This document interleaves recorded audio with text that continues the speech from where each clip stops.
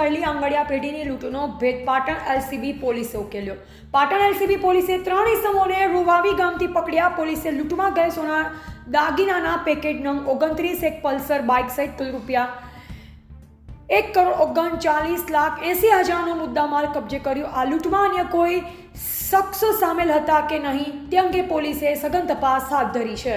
24ના રોજ સવારના 8:45 વાગ્યાના સુમારે શ્રીરામ હોટલ છાપી ખાતે રાજસ્થાન પરિવહન નિગમની બસ અમદાવાદ દેસુરી રૂટની રોકાયેલ, તેમાં 2 અજાણ્યા ઈસમોએ આવી પિસ્ટલ જેવું હથિયાર બતાવી આરસી આંગડિયા પેઢી અમદાવાદના કર્મચારી પાસેથી 29 સોનાના દાગીનાના પેકેટ તેમજ કાળા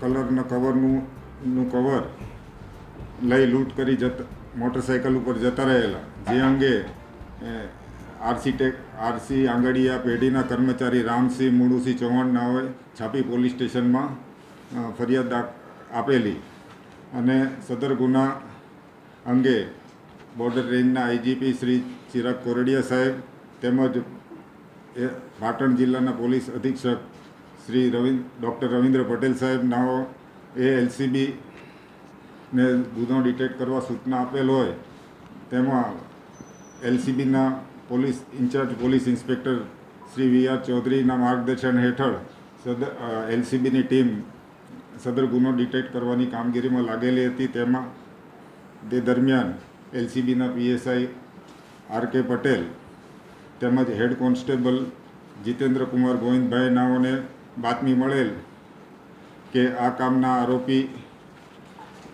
એક આરોપીએ તેના મળતિયા સાથે મળી સદર બનાવને અંજામ આપેલ છે, જેથી સદર આરોપીને બોલાવી અને પછી પૂછપરછ કરતા તેઓ ગુનાઓની કબૂલાત કરેલી છે, તેમજ ગુનામાં ગયેલ મુદ્દામાલ પણ કબજે કરવામાં આવેલ છે અને સદર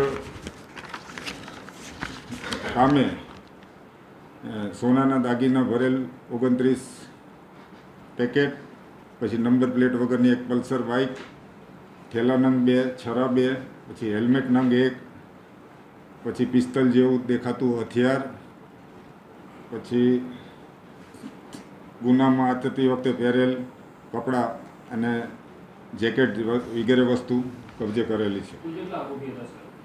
હાલ કુલ 3 આરોપીને અટક કરવામાં આવી। હાલ આ વિગત જણાવ્યા મુજબની કરવામાં આવેલ છે, એની કિંમત હાલ નથી।